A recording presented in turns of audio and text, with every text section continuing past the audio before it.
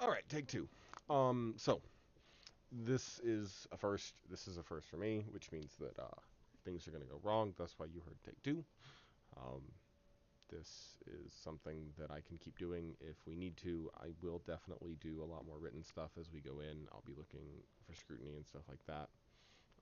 But right now, it's got to be visual, and it needs to be this. It needs to be something that's seen because I can't show it to you just with words. There's people that aren't gonna get it, right? Because visual learners and everything. So here's Argus. Obviously, if you couldn't tell, we'll get right into it. And you can immediately see the problem. So here's the thing. This debuff. This debuff is a number one. It hits for 500k every 3 seconds. And now while that seems like not that much because we're all walking around with 5 million HP, that in conjunction with the debuff could kill you. That in conjunction with the debuff plus like a rage or something will definitely kill you. And that's a problem. The bigger issue in this case is going to be that the mark is going to be like here. Vi's probably, V and Paul are probably both near the marks, but I'm guessing. And then the mark that we had was here. It needs to be up here because this is bad, very clearly, right? Now, this spacing could be created better. You know, Paul and V could react to this a little bit better and both move apart a little bit more. But at the end of the day, they're both standing where we told them to stand, which means that we killed Paul. So there's that. That's an issue. Here's the other issue. This is a 45-yard range. This is a 45-yard circle. So this is 45 yards, and if that's 45 yards, then that means that like this, right, is at least 15 probably. Um, and then this healer and this healer, and then the two that you can't see in this big cluster have 40-yard ranges, which means that you've got, you know, 20 plus yards where people are running where they can't be healed. And that's not okay because this will just kill people. They've got to be topped. Now there's two ways to prevent this, and they're both mutual fault, right? As a person who's running out here, you've got to know that like you've got to get further than 40 yards away from people. And so you can't just run all the way out and then just stand there and expect that you'll be okay unless you have some kind of pretty heavy DR or like a shield or you are a healer or something like that, right? Like V's probably fine because she's kind of a resto druid. Paul's not. So Paul's gonna die here. Part of that is because of this overlapping circle, which, you know, it's our fault for setting up the markers wrong. But part of that is also just because Paul's out of range of every other healer besides V, and V can't do that. V can't top both of them quickly enough with all the damage that's been going. Now, Paul had some avoidable damage coming out here, right? But, like, ignoring that asset of it, Paul's probably going to die. And Paul's not the only one that died like this. Paul's just the one that I caught die because I was like, he's not getting healed. He's not getting healed. He's okay, he's dead, right? So I knew where to look. I knew which pole to look for him on. There are other people who died like this, and I'm sure that some of you know this. Um, this positioning is never going to work. Okay, this marker setup is never going to work because people aren't going to be able to cover enough range quickly enough to get to the markers and then still stay within range of the healers. So we don't need to be here. This is bad. Your melee are fine here because like they're melee, no one cares, right? But our new range stack point needs to be here, right on the edge of the circle, because V's is going to come right there, and Paul's is going to come right here, and no one's going to get hit by it. Maybe Paul's is going to be a little more out, but whatever, you get the point. We'll be safe. This is wrong because you can't be within range of the healers as you're running out, and you can't cover enough range to get to the marker safely before the dot does too much damage to you. So we're on red from now on. We have to be. We have to adjust our strategy to that because this is the minimum damage that you take anyway. It doesn't make any difference if you're standing here or here. You take the same amount of damage from this explosion. So you want to stand as close to the explosion as you can. This just isn't sustainable, right? It doesn't work. And we've seen that. We've had problems with it. But it was on normal and we outgeared it and we were able to overpower it. So we did, you know? And now it's heroic and this doesn't work anymore. Unless, like, the right people get soul blights. Like, if the warlocks get soul blights, okay, yeah, sure. Or soul bombs, whatever, you know? Yeah, sure, that works. But otherwise, it just doesn't, right? Um, we'll talk about Cone here really quickly, just because we had some people who were sort of struggling with it and whatnot. So you can see we're really early in the pull. We haven't really done anything yet. And then we get this. And then Cone comes out, right? So we don't have a Soul Blight yet. Okay? Right? Because he doesn't do that yet. But there's our first one. And here we go. And now here's the problem. And I'm not yelling at V because V's not necessarily doing the wrong thing. But V was the first person to get it on her, I'm pretty sure. I can go back and look at the log. But, like, V's safe. V's fine. V can be here. And then get back to the group before we have to move. And so can, I think, Sensi was the next one. I could be wrong. I'd have to run it back.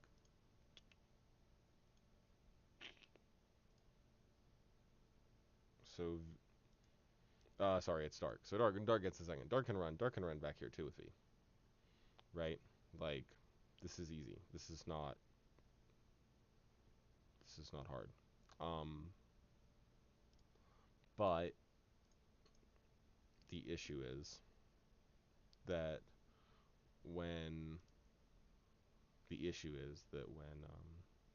when V runs out here, right, and then a Cone of Death comes in, V's debuff is going to drop before the Cone of Death comes, which means that V could be, like, in the middle of this run, and then we could get a Cone of Death, like, here.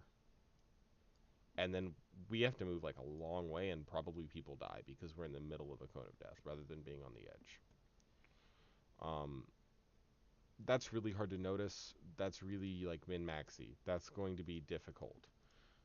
So as a rule of thumb, if you get the debuff, run to the back of the room, all the way next to the Cone of Death, and drop it. And then leave a little pathway. And then the next person come and drop beside you. Not directly, but leave a little pathway. And we'll just work around the room. Right? That's the easiest way to deal with it. That's the easiest way to, like, make it universal. Because aside from telling you, okay, well, if you're the third person to run out with this debuff, then you can move to the other side because Cone of Death is going to come out. Like, that's too... No one's going to know that. I don't know that. Right? You'll get a feel for it as we do more pulls. We killed this boss in, like, 3. We got kind of lucky, just to be totally honest about everything. It'll be fine. I'm not going to harp on this one too much, right? We'll get a feel for this as this goes on. Just be cognizant of when you're running all the way out to the edge, or sorry, all the way out to the right, and when you're not, right? No big deal on that one. So, next one, Agrimar. This is a thing, and this is mostly a thing I noticed Naz doing. But I'm gonna yell at kind of everybody because it's a mutual thing. By yell, I don't actually mean yell, but this is on poll basically. And first off, I'm just gonna tell you right now, Naz is, like, way in the wrong spot. There's no reason for Naz to ever be here. Now in phase 1, it doesn't really matter because he's far enough away from everybody that, like, he's not gonna tick on the melee, so it doesn't really matter if he's, like, too close to them in phase 1 because it's phase 1. But when we get to phase 2 and phase 3, this is gonna cause problems, and I'll talk about why here in a second. But there are other issues too. We want Agrimar to stay here first off. and that gets weird a couple of times, which also makes it harder to position as ranged. Um, that does make this positioning worse, and it exacerbates the problems that we're already seeing. But it's also something that needs to happen. A much better place for Naz to be would be right here, because he's not gonna get cleaved if he's standing right there. Um, he's not gonna like have anything hit him. He's not out of range of anybody. He might not be able to hit like Paul over here, but or I think that's Paul. It's Paul. He's not gonna be able to hit Paul over there, but like it's not doesn't matter, right? He's fine to be there, but where he is bad. Um, Wake of Flame, there's nothing we can do. The melee have to dodge that. That sucks for them. Sorry. But yeah, we can be cognizant. We can be better cognizant of things. So here's the issue, and Nez was doing it a lot. First off, Agrimar moves like not too infrequently in this fight. And that's like gonna happen to some degree, but there are times where he's standing here where Dark is, right? And that makes this problem worse because then it means that killing is also out of position, right? So here we're stacking, boom, and then boom, let me go back. Um, Yada yada yada. Everybody goes DPSs again. Add phase, right? Skip through this because it doesn't matter all that much. Looking for a specific time. So this is also a thing because originally we had Redix like out here, and now Redix has moved up to here, right? So the position that we had that was safe is no longer safe, and the position that Naz is in is now fine because Agrimar is like all the way out here. And again, this is gonna happen. This is like a thing that is just naturally gonna be the way when constantly people are getting knocked back and you're having to like taunt on very particular timers and yada yada yada, right? This boss is probably going to jiggle a little, but this is bad because it sets people up in a position. It sets both Naz and Killing up in a position where they are technically positioned well now, but they're not positioned well based on where we want to be because again we want to have the boss in this little blue ring. So we do this, which is fine. Like we adjust, right? And we're gonna have to adjust as range players. It's not that this is a tanking fault. Like, yeah, this is imperfect tanking, but we're not gonna get perfect tanking. Um, so you just kind of have to deal with that, right? But then we get back into this position where Naz and Killing are both in fine spots, or think they are in fine spots, um, and we're not. Bus is out of position here, right? We're close because if he spawns a flare, it's gonna be like there. I'm guessing, ish. That's close to melee. And there were lots of times where, and again, Naz was the one I noticed, but I want to talk about this because Naz is not the only one that did it because there were too many flares near melee. Um,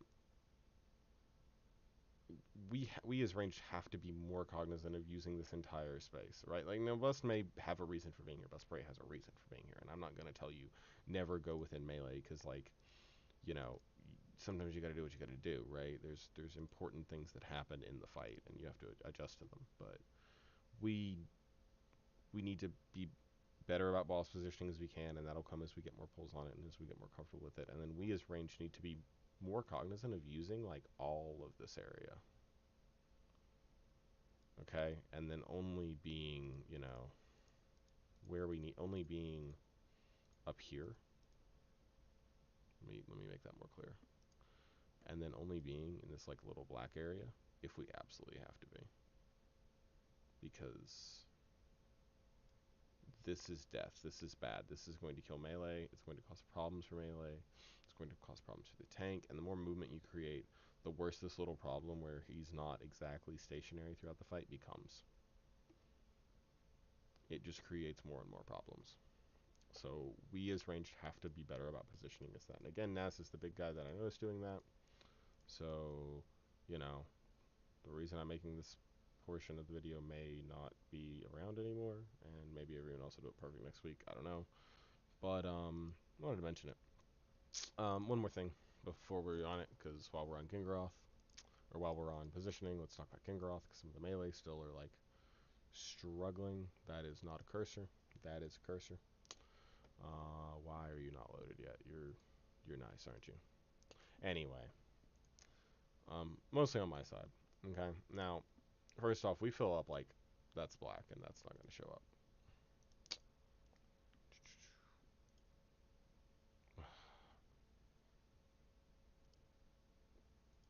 I blame Noble's Twitch. Okay. So hopefully we'll be able to see it. And if we can't, then it's unfortunate. You just like not wanting me to. Yeah, no, you're just being weird. Because you've been up for like half an hour. I know you're not like not loaded yet. My internet's not that shitty. Okay.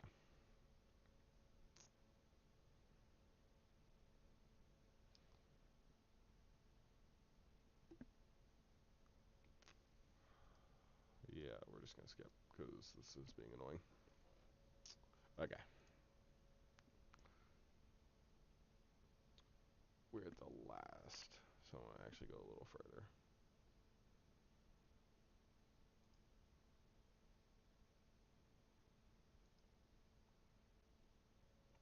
We did a really good job of handling the screen ad, by the way. I'm thinking about it. Here we go. Okay, so pause screen because the video is being dumb. The big thing that stands out to me is that we're like this is all full. Like by the end of the fight, all of this is full, and there's like nothing in here. And I don't understand that because if it seems to me like melee should like be over here when they can. I don't know. Maybe I'm like missing something because I don't know what's particularly different from this fight from a melee other than this thing which you get hit with occasionally, which I get hit with occasionally too because reasons. But yeah, we've got all these things over here, and I think part of the reason we've got all these things over here is because we have melee who like are really slow coming back from here and getting all the way around back into here. Right? Like people are like stopping here to cast abilities and here to cast abilities and here to cast abilities. Like don't, right? Like since he can just teleport back over here if he's not using it for anything else. I haven't looked at the logs. I could do that, but like he could just teleport back over here and then protect and Dark just need to like go, you know. Like I don't know why Oggs died because you can see his little corpse over there. Um, I don't know why he died particularly, but like this just this is part of the problem of having 4 or 5 people all in this area. And the quicker we reset this, the easier it is to deal with bombs, and the like just the better it is. And the melee are slowly working their way this way, and they're slowly becoming harder to heal.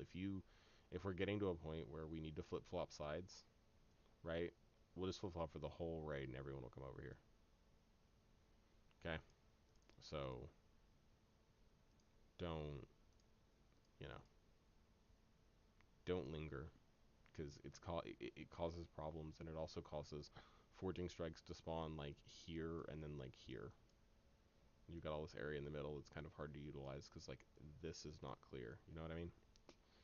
Um, be cognizant of it. Try to move faster.